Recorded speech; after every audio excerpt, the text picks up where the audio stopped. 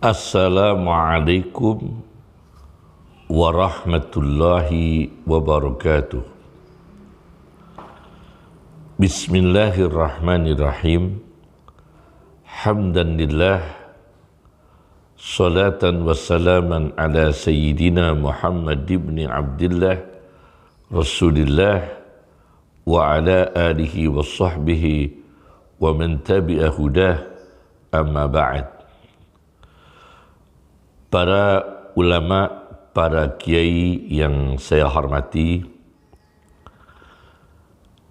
jamaah yang tergabung dalam organisasi Jam'iyah Mudarasatil Quran lil Hafidhat yang alhamdulillah sudah harlah yang ke-48. Semoga organisasi ini yang mulia diberikan kelanggengan, istiqomah, barokah di dalam anggotanya, keluarganya, anak cucunya, lembaganya, para santrinya, dan seluruh umat. Amin ya rabbal alamin. Yang kami hormati Ketua Organisasi Jam'iyah Mudarasatil Quran lil Hafidhat, Ibu Nyai Hajah Maftuhah, dan seluruh para pengurus, para pemirsa Zoom yang diberkahi oleh Allah Subhanahu wa Ta'ala. Pada kesempatan yang berkah ini kami akan menyampaikan satu tema tentang kesehatan jiwa raga dengan Al-Quran. Pertama, kami baca di dalam sebuah kitab bernama Khilyatul Awliya wa Tabaqatul Asfiya, sebuah kitab tasawuf karya Abu Nu'aim Al-Asfahani, orang Iran berhaluan Sunni, di jilid 2 halaman 51. Ketika Abu Bakar As-Siddiq memerintahkan Zaid bin Sabit untuk mengumpulkan ayat-ayat Al-Quran yang tercecer, akhirnya dikumpulkan oleh Zaid bin Sabit dan ditulis di potongan-potongan kulit, pecahan-pecahan tulang, pelepah-pelepah pohon kurma untuk menghimpun, menulis ayat-ayat Al-Quran. Setelah Abu Bakar As-Siddiq radhiyallahu anhu meninggal dunia, maka tulisan-tulisan ayat Al-Quran ini dikumpulkan dalam satu sahifah, lembaran, ditulis pada zaman Umar, dikumpulkan dalam satu sahifah pada zaman Umar bin Khattab radhiyallahu anhuma. Kemudian setelah Umar bin Khattab meninggal dunia, tulisan-tulisan lembaran ayat-ayat Al-Quran ini disimpan oleh seorang wanita yang sangat mulia dan jujur, integritas tinggi, yaitu Hafsah Ummul Mukminin, istri baginda Nabi Muhammad SAW. Kemudian ayat Al-Quran yang disimpan oleh Hafsah ini diminta oleh Utsman bin Affan. Setelah diminta oleh Utsman bin Affan dan dikembalikan kepada Hafsah untuk menyempurnakan penulisan-penulisan dan pengumpulan ayat-ayat Al-Quran. Akhirnya tertulislah berbagai mushaf ayat Al-Quran. Ini adalah contoh wanita yang muslimah berintegritas tinggi, menyimpan manuskrip Al-Quran. Seorang wanita yang amanah, yang berintegritas tinggi ialah Hafsah. Memberikan contoh jiwa yang sehat. Kemudian di bagian lain Hafsah ini pernah suatu ketika oleh Nabi SAW, Hafsah ini mau diceraikan. Lalu Jibril datang seraya mengatakan kepada Muhammad SAW bahwa jangan dicerai Hafsah, karena Hafsah itu sawwamah, ahli berpuasa. Ini adalah jiwa yang bersih, ahli berpuasa, qawwamah, ahli qiyamul lail, ahli beribadah malam.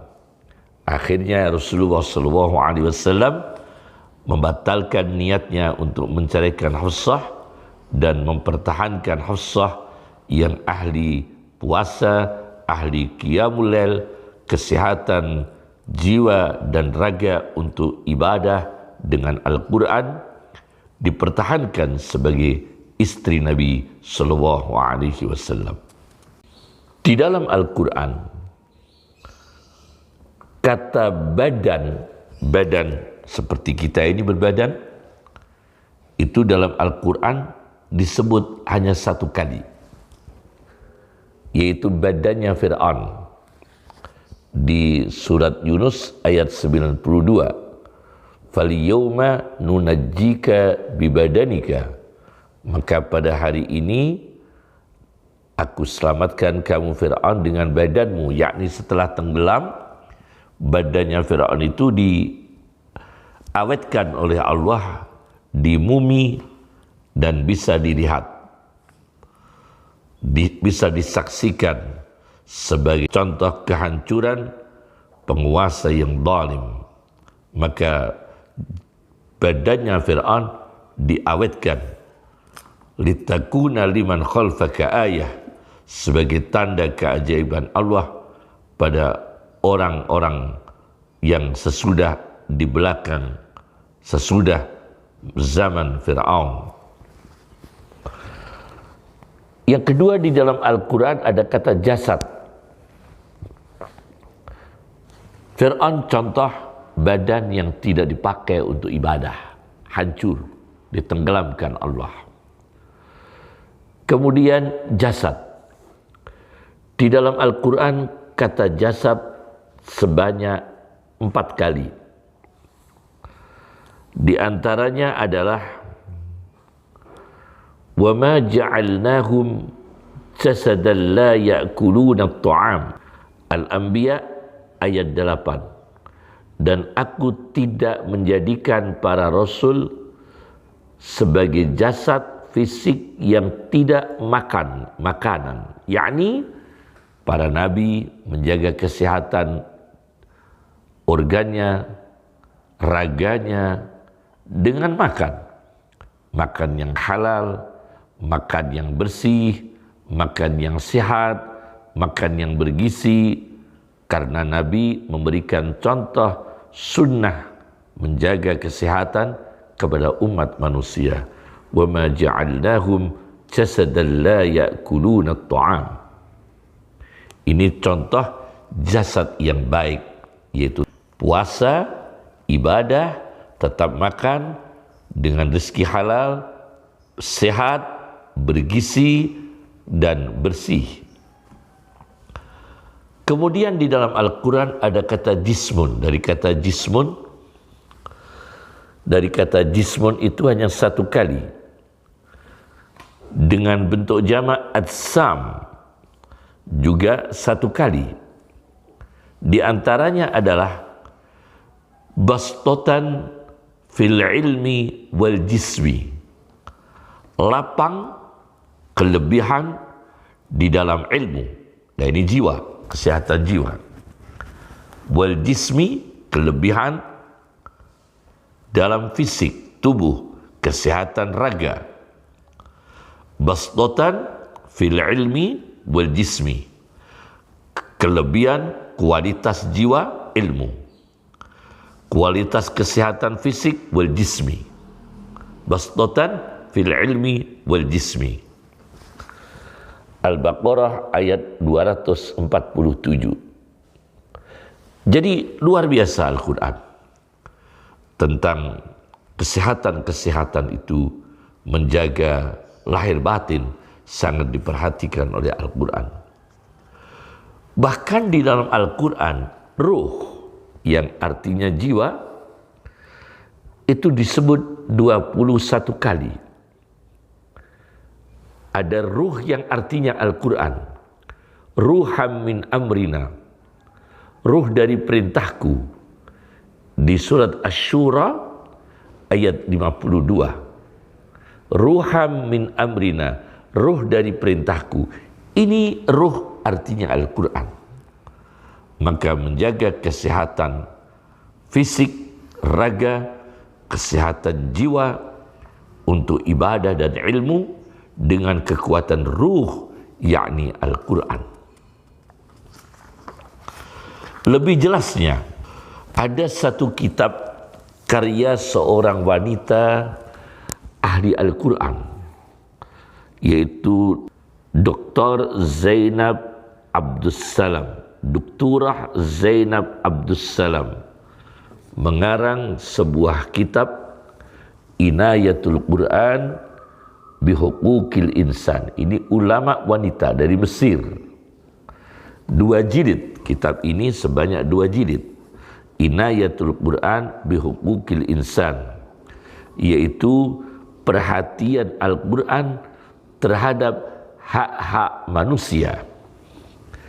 Dalam kitab ini, di jilid 2, saya lihat beliau memberikan gambaran secara detil tentang bagaimana perhatian Al-Quran terhadap menjaga kesehatan manusia. 1. Al-Quran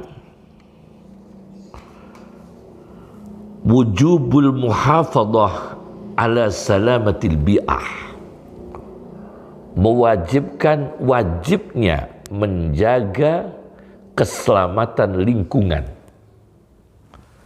Al-Quran sangat memperhatikan manusia untuk menjaga keselamatan lingkungan.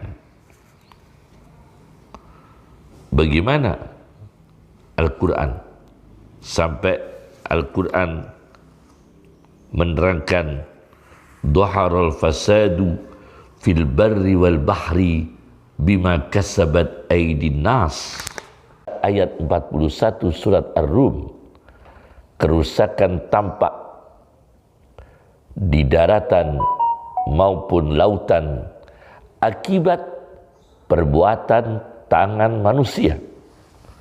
Tidak menjaga lingkungan, kotoran, limbah, kemudian udara yang rusak, udara yang kotor, industri-industri yang tidak bertanggung jawab secara kesehatan lingkungan, bisnis-bisnis yang merusak kebersihan air, kebersihan lingkungan, sangat-sangat tidak sesuai dengan Al-Quran.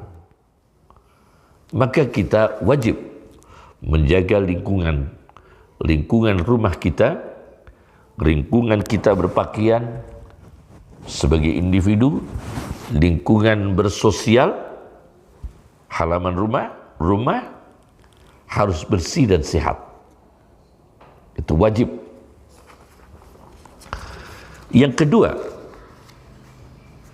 kata Dr. Zainab Abdussalam, kalau tadi itu jilid 2 halaman 104 dan 74. Kemudian di halaman 104 Al-Quran menekankan wujubul muhafadhah ala nadhafah as-sahsiyah, wajibnya menjaga kebersihan individu. Bagaimana? Sampai ada ayat Al-Quran tentang ayat wudu. Al-Maidah ayat 6. Ayat wudu yang begitu detil, membersihkan wajah, faghsilu wujuhakum, membersihkan tangan, wa aydiyakum, dibasuh, ilal marafiqi, sampai siku, wamsahu biru'usikum, sebagian dari kepala diusap dengan air, wa arjulakum, kaki, ilal ka'baini, sampai kedua mata kaki, wa in kuntum junuban fattahharu, apabila janabah terjadi ejakulasi, keluar sperma, maka harus mandi janabat supaya bersih, supaya sehat. Ini luar biasa ajaran-ajaran Islam. Cuci tangan dan sebagainya, membersihkan baju, wasiyabaka fatahhir, cucilah bajumu. Ini kebersihan yang ditekankan oleh Al-Quran supaya hidup sehat. Namanya an-nadhafah as-sahsiyah, kebersihan individu. Kemudian Dr. Zainab Abdussalam di dalam kitabnya Inayatul Quran bi Huquqil Insan menjelaskan yang ketiga, menjaga kesehatan. Wujubul ibti'ad an tanawuli kulli ma yu'zil badan. Wajib menjauhi, jangan makan, mengambil, mengkonsumsi apa yang membahayakan tubuh manusia. Jangan makan makanan yang merusak tubuh manusia, harus dijauhi. Maka Al-Quran di surat Al-Maidah ayat 3 bagaimana? Karena itu tidak sehat. Al-Maitah, bangkai, diharamkan. Ad-dam, darah, diharamkan. Lahmul khinsir, daging babi, diharamkan. Dan seterusnya. Bisa Anda baca di dalam surat Al-Maidah ayat 3. Berbagai macam makanan-makanan yang diharamkan karena merusak tubuh manusia. Khamr diharamkan oleh Al-Quran. Semua yang merusak tubuh manusia. Maka kalau bisa, kaum pria, kaum laki-laki, berhentilah dari merokok. Karena apapun alasannya, meskipun ada orang yang dengan merokok dia tidak kena penyakit, tetapi fakta tidak sedikit orang yang kena penyakit akibat merokok. Yang keempat, itu tadi di halaman 107 kitab Inayatul Quran bi Huquqil Insan. Yang keempat,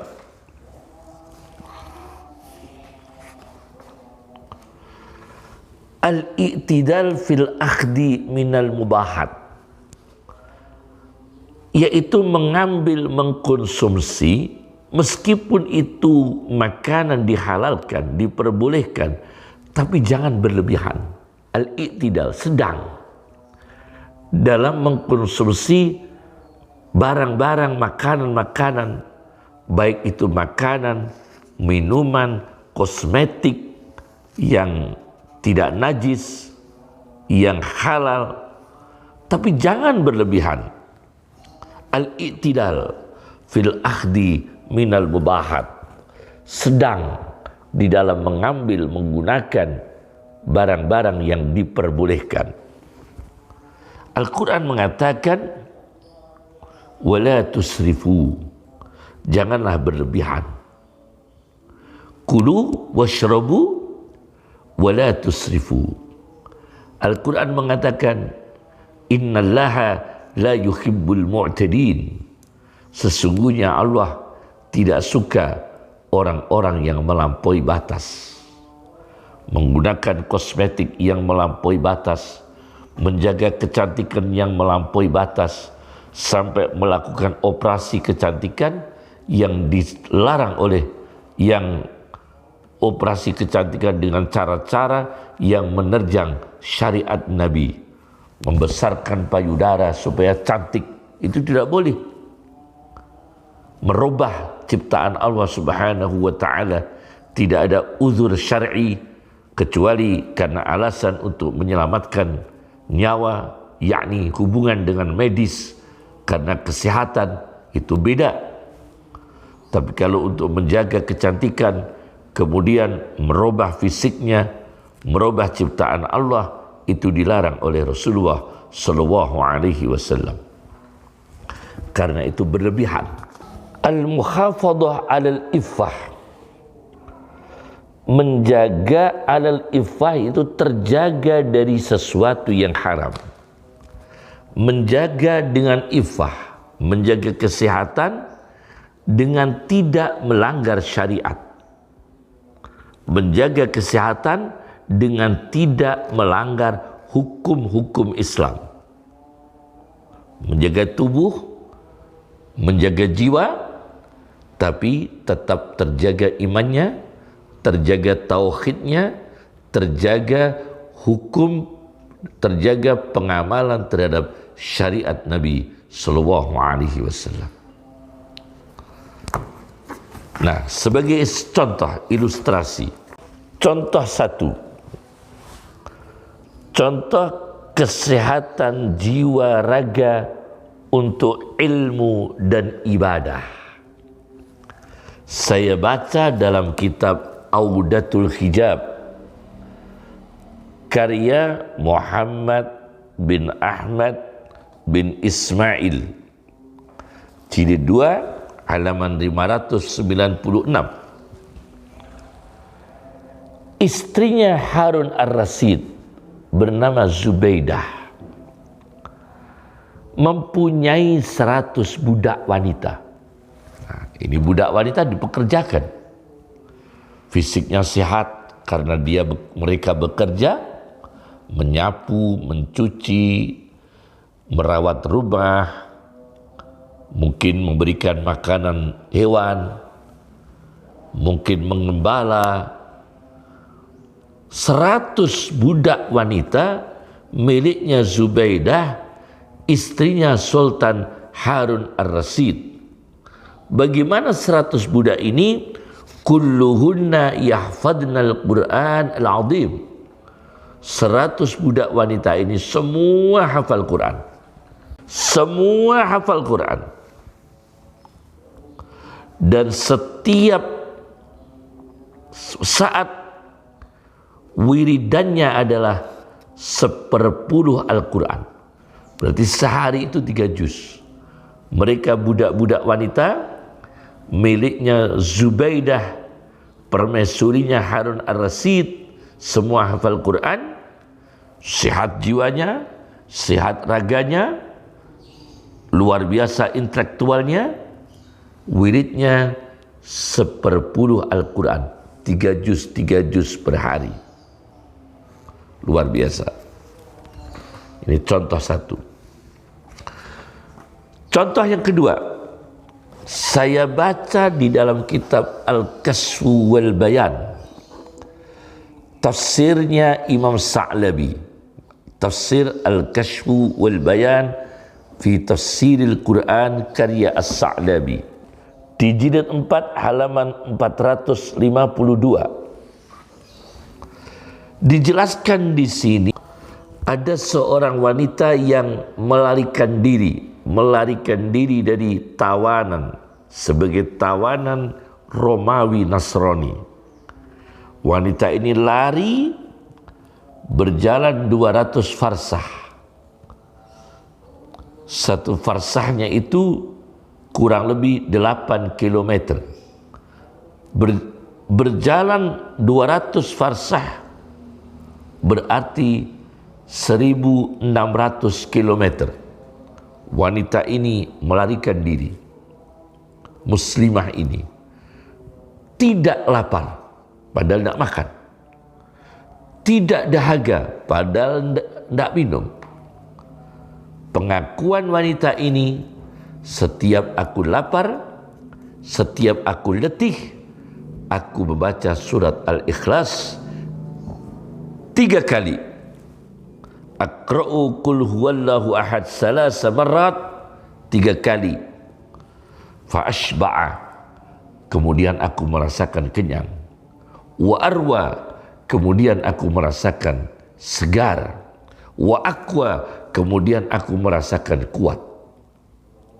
Berarti khasiatnya, kalau tubuh kita lemas, secepatnya membaca surat Al-Ikhlas 3 kali. Ini akan sehat fisiknya, raganya, jiwanya dengan Al-Quran. Ilustrasi yang kedua. Ilustrasi yang ketiga, contoh yang ketiga, yaitu al-istishfa bil Quran, yaitu mencari kesembuhan dengan Al-Quran. Saya baca di dalam kitab Al-Burhan fi Ulumil Quran. Ini studi saya yang hampir akhir dari hidupnya ayah saya. Ketika saya mengaji dengan ayah saya, mengajarkan berpuluh-puluh judul tafsir Al-Quran. Sebelum wafat, ayah saya sempat mengajarkan Al-Burhan fi Ulumil Quran, Al-Itqan fi Ulumil Quran, dan lain sebagainya. Saya baca di jilid 1 halaman 516-517. Misalnya, Imam Syafi'i, ada orang yang kena penyakit radang mata. Maka Imam Syafi'i menuliskan di dalam satu kertas, Bismillahirrahmanirrahim, dan ayat 22 surat Qaf, fakashafna anka ghita'aka fabasaruka al-yawma hadid, maka aku bukakan darimu tutupmu, maka penglihatanmu hari ini tajam. Dan ayat lilladina amanu huda wa syifa', surat Fussilat ayat 44. 3 bagian-bagian ayat ini, tidak semua dari 3 ayat ini, tidak lengkap ayatnya. Bismillahirrahmanirrahim, fakashafna anka ghita'aka fabasaruka al-yawma hadid lilladina amanu huda wa syifa', ditulis dalam satu kertas dan ditempelkan pada bagian mata yang sakit. Alhamdulillah, sembuh. Luar biasa ini temuan Imam Syafi'i. Kemudian pengalaman yang ditulis Imam Ghazali, yaitu terjadi di Asbahan. Seorang yang salih di kota Asbahan mengalami sulit kencing, usrul bauli. Maka dia menulis di satu lembar di surat Al-Waqi'ah ayat 5 sampai 6. Wa bussatil jibalu bassa fakanat haba'an mumbassa, dan gunung-gunung dihancurkan remuk seremuk-remuknya, maka menjadi debu yang bertaburan. Ditulis lagi surat Al-Haqqah ayat 14. Wa humilatil ardu wal jibalu fadukkata dakkata wahidah, dan diangkatlah bumi dan gunung-gunung, setelah tiupan trompet yang kedua, maka bumi dan gunung-gunung dihancurkan sehancur-hancurnya satu kali. Dakkata wahidah. Ini juga ditulis. Kemudian surat Al-Fajr ayat 21. Dakkang dakka. Sehancur-hancurnya, sehancur-hancurnya. Setelah ayat-ayat ini ditulis, termasuk basmalah, Bismillahirrahmanirrahim, ditulis yang pertama. Setelah itu disiram dengan air dan diminum. Maka Masya Allah, Allah memberikan kemudahan, kencing dan batunya keluar. Kencing batunya keluar dengan izin Allah Subhanahu wa ta'ala. Ini adalah contoh-contoh. Kemudian sakit gigi, itu ayat surat Al-An'am ayat 67 ditulis. Likulli naba'im mustaqar wa sawfa ta'lamun. Dan setiap berita ada tempat tetapnya. Wa sawfa ta'lamun. Dan kamu sekalian akan mengetahui. Al-An'am ayat 67 ditulis di satu kertas dan diletakkan di sisi gigi yang sakit. Dengan izin Allah, yabra'u biiznillah, sembuh dengan izin Allah Subhanahu wa ta'ala. Dan masih banyak lagi contoh-contoh yang lain menjaga kesehatan. Inilah yang bisa saya sampaikan. Selamat Harlah Jam'iyah Mudarasatil Quran lil Hafidhat. Semoga maju, istiqomah, berkah dunia akhirat. Assalamualaikum warahmatullahi wabarakatuh.